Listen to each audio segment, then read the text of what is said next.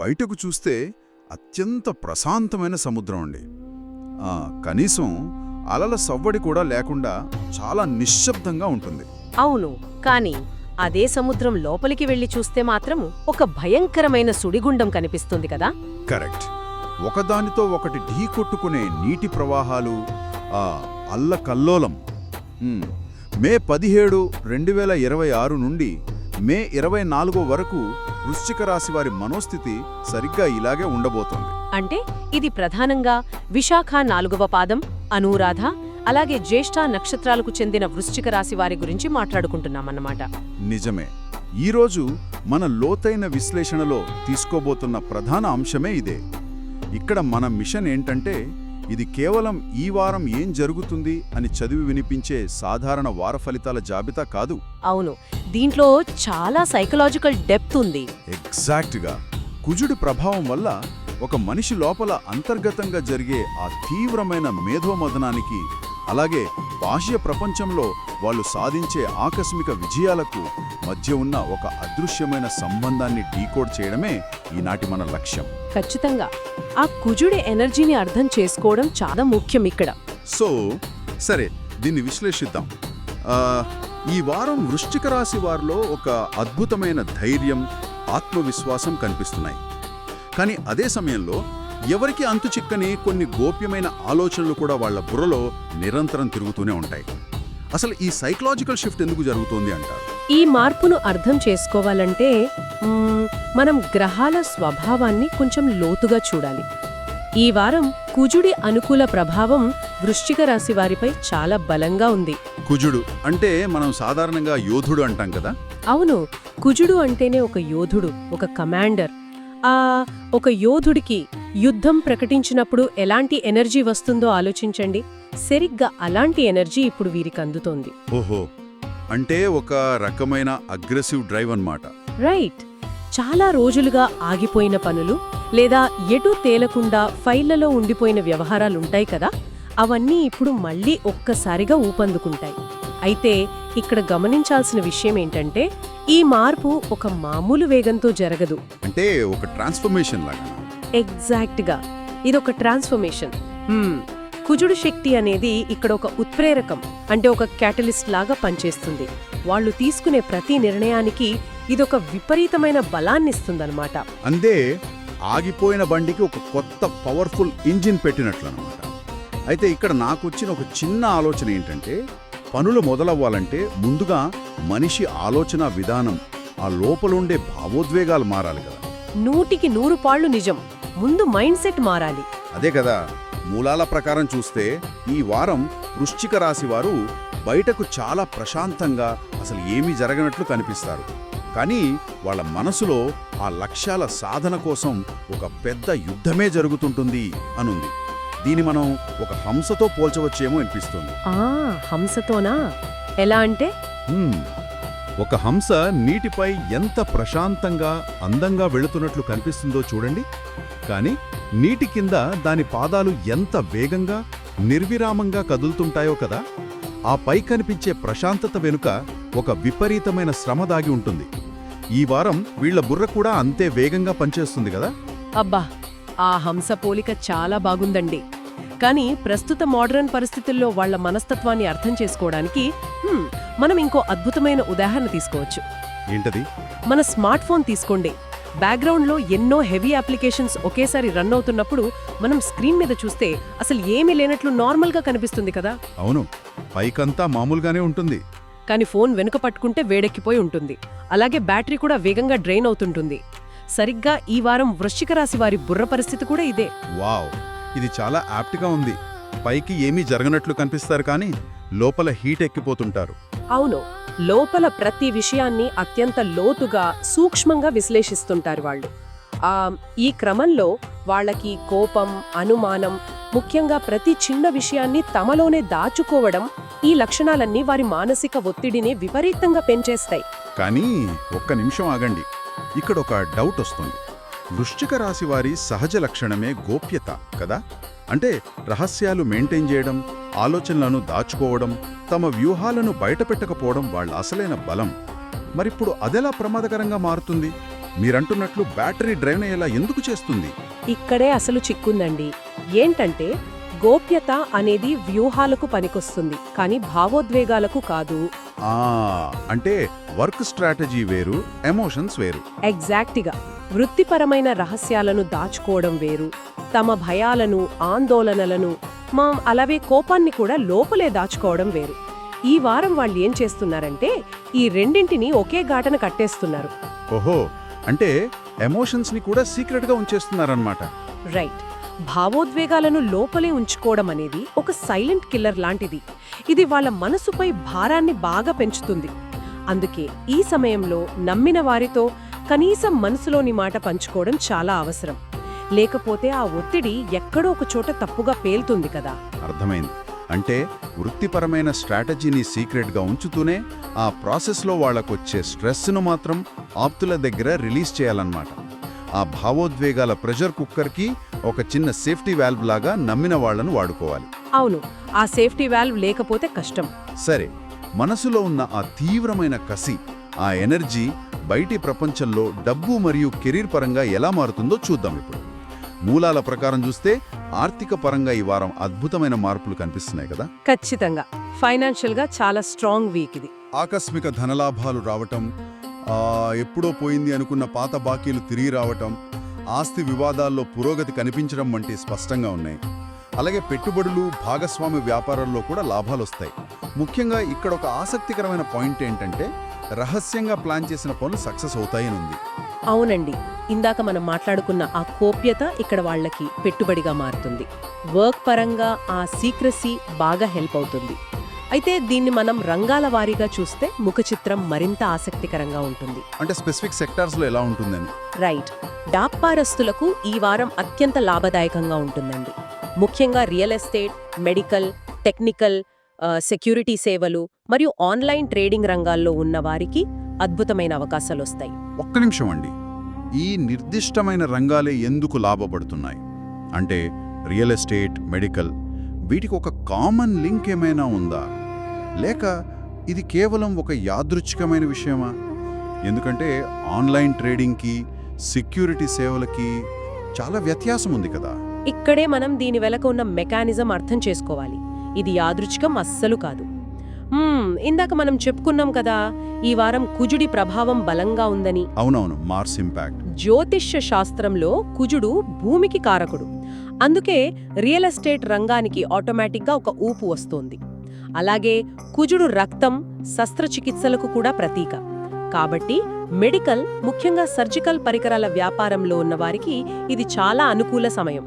Wow, ఈ connection చాలా ఇంట్రెస్టింగ్గా ఉంది. మరి సెక్యూరిటీ సేవలంటారా? కుజుడంటేనే కమాండర్, ఒక రక్షణ ఇచ్చేవాడు కదా.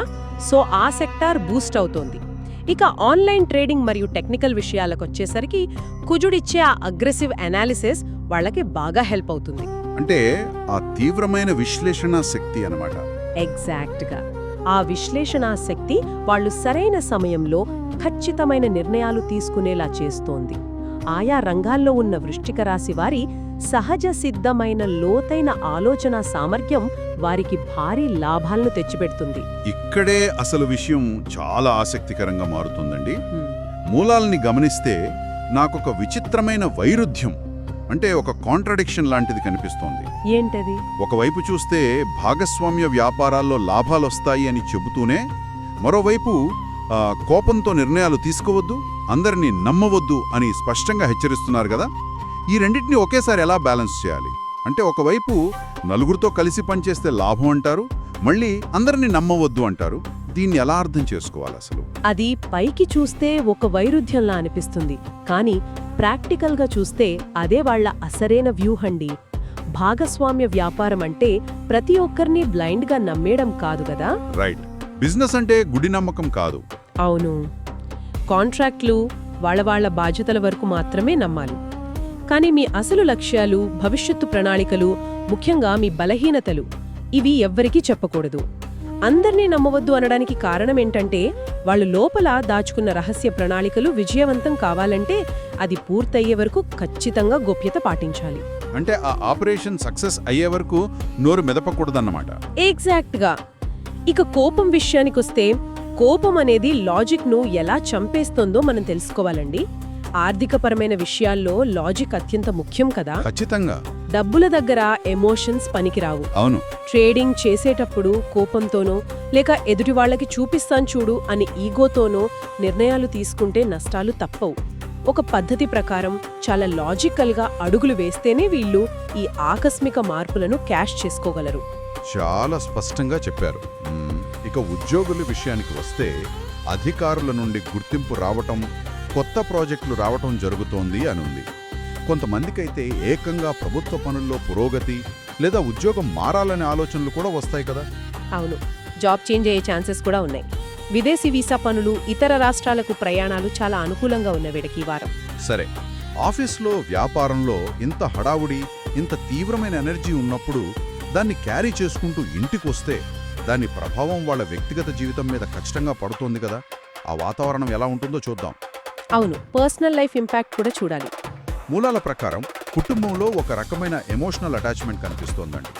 పెద్దల సహాయం లభిస్తోంది, ఇంటిలో శుభకార్యాల ఆలోచనలొస్తాయి. ముఖ్యంగా దాంపత్య జీవితంలో భార్యాభర్తల మధ్య అనుబంధం బాగా పెరుగుతోంది. ప్రేమ వ్యవహారాలైతే ఏకంగా వివాహ చర్చలకు దారితీసే అవకాశం కూడా ఉంది. కానీ ఇక్కడే చిన్న విషయాలను పెద్దవి చేయకూడదు అని ఒక గట్టి హెచ్చరిక కూడా ఉంది కదా. ఖచ్చితంగా అండి. ఇది మనం ఇందాక మాట్లాడుకున్న ఆ యోధుడి ఎనర్జీ వల్లే వస్తోంది. ఆఫీస్లో లేదా వ్యాపారంలో వాళ్ళు నిరంతరం ఒక యుద్ధం చేస్తున్నారు. ఆ టెన్షన్ను, ఆ అగ్రెసివ్ ఆలోచన విధానాన్ని ఖచ్చితంగా ఇంటి గుమ్మం బయటే వదిలేయాలి.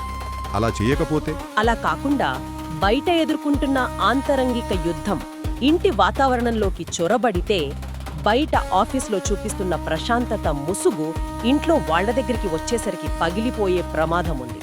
అక్కడ ఎమోషనల్ బరస్ట్ అవుతుంది. అందుకే చిన్న చిన్న మాట పట్టింపులను భూతద్దంలో చూడకూడదు అని మూలాలు స్పష్టంగా చెబుతున్నాయి. ఇది నిజంగా చాలా ప్రాక్టికల్ ప్రాబ్లం అండి. ఇక మహిళల విషయానికొస్తే గృహిణులకు ఇంటి పనుల్లో మంచి ప్రశంసలొస్తాయి. ఉద్యోగినులకు కార్యాలయంలో కొత్త బాధ్యతలు, గుర్తింపు, ప్రమోషన్ల లాంటివి కనిపిస్తున్నాయి. ఇది చాలా పాజిటివ్ ఫైన్ వాళ్ళకి. అవును, కానీ ఇక్కడే ఒక సమస్య కూడా ఉందండి. మహిళల ఆరోగ్యపరంగా చూస్తే హార్మోనల్ సమస్యలు, అలసట, ఒత్తిడి వస్తాయని మూలాల్లో స్పష్టంగా ఉంది. అలాగే వృశ్చిక రాశి వారు మొత్తంగా తీసుకుంటే ఈ వారం వీళ్ళకి బీపీ, నిద్రలేమి, కీళ్ల నొప్పులు వచ్చే అవకాశం ఉంది అనుంది. అసలు శారీరక నొప్పులకు ఈ గ్రహాలకు వాళ్ళ సక్సెస్కి సంబంధమేమిటి? ఇది కేవలం వయస్సు లేదా వాతావరణం వల్ల వచ్చే సమస్య కాదా? ఇక్కడే మనం సైకోసోమాటిక్ కనెక్షన్ అనేది అర్థం చేసుకోవాలి అండి. ఇది వాతావరణం వల్లనో లేక వయసు వల్లనో వచ్చేది కాదు, వాళ్ళ మెదడు వల్ల వచ్చేది. మెదడు వల్ల అంటే ఆలోచనల వల్ల? అవును. ఇందాక మనం ఫోన్ బ్యాటరీ డ్రైన్ అవుతోంది అన్నాం గదా, మనిషి శరీరానికి కూడా సరిగ్గా అదే వర్తిస్తోంది. లక్ష్యాల గురించి నిరంతరం ఆలోచించడం వల్ల, రాత్రిళ్ళు మేల్కొనడం వల్ల వాళ్ళ సర్కాడియన్ రిథం అంటే నిద్రచక్రం దెబ్బతింటుంది. నిద్ర పాడైతే హెల్త్ అంతా పాడవుతుంది కదా. ఖచ్చితంగా. నిద్రలేమి వల్ల శరీరంలో కార్టిసోల్ అనే ఒక స్ట్రెస్ హార్మోన్ బాగా పెరుగుతుంది.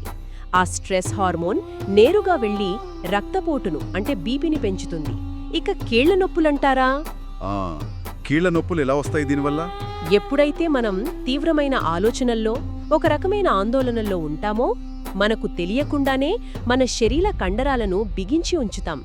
అది దీర్ఘకాలంలో కీళ్ల నొప్పులుగా, జాయింట్ పెయిన్స్గా మారుతుంది. ఓహో, అంటే వాళ్ళ మైండ్లో జరుగుతున్న ఆ నిశ్శబ్ద పోరాటం శారీరక నొప్పుల రూపంలో బయటకొస్తోందన్నమాట. ఎగ్జాక్ట్గా. అందుకే ఈ సమయంలో విశ్రాంతి తీసుకోవడం అనేది కేవలం ఒక లగ్జరీ కాదు, అదొక మెడికల్ అవసరం అని వాళ్ళు గుర్తించాలి. వావ్, ప్రతి అనారోగ్య సమస్య వెనుక ఇంత పెద్ద సైకలాజికల్ లింక్ ఉందన్నమాట. ఇక విద్యార్థులు మరియు యువత పరిస్థితి గమనిస్తే వాళ్లకు ఏకాగ్రత పెరుగుతుందని, పోటీ పరీక్షల్లో ముఖ్యంగా టెక్నికల్ రంగాల్లో విజయం సాధిస్తారని మూలాలు చెబుతున్నాయి. అవును, స్టూడెంట్స్కి ఇది చాలా మంచి టైం. వాళ్ళ గురువుల సహాయం కూడా లభిస్తుంది. కానీ కోపం తగ్గించుకోవాలి, రాత్రిళ్ళు ఎక్కువగా మేల్కొనవద్దు అని కూడా సూచించారు కదా. అంటే ఇక్కడ కూడా ఆ నిద్రలేమే సమస్యే వాళ్ళ పాలిటే విలన్గా మారే అవకాశం ఉందన్నమాట. అవునండి, ముఖ్యంగా యువత ఈ ఎనర్జీని కంట్రోల్ చేసుకోలేకపోతే త్వరగా బర్న్అవుట్ అయిపోతారు. ఆ స్ట్రెస్ తట్టుకోలేరు. అందుకే ఏకాగ్రత ఉన్నప్పుడు పగలు చదువుకోవాలి, కానీ రాత్రిళ్ళు నిద్రను త్యాగం చేసి మరీ చదవకూడదు. సరే, ఇంతటి తీవ్రమైన ఒత్తిడిని, శ్రమను ఒక పాజిటివ్ ఎనర్జీగా మార్చుకోవడానికి అదృష్టాన్ని ఆకర్షించే మార్గాలు మరియు పరిహారాలు కూడా మూలాలు చాలా నిర్దిష్టంగా సూచించాయండి. అవేంటో ఒకసారి తెలుసుకుందాం. తప్పకుండా. ముందుగా రంగుల గురించి చూస్తే ఎరుపు, నలుపు, మెరూన్, డార్క్ ఆరెంజ్ ఈ రంగులు ధైర్యాన్ని, రక్షణను ఇస్తాయని చెప్పారు. అలాగే 3, 7, 9 అనేవి అదృష్ట సంఖ్యలు. ఇక్కడ నాకు మళ్ళీ ఒక డౌట్ వస్తుంది.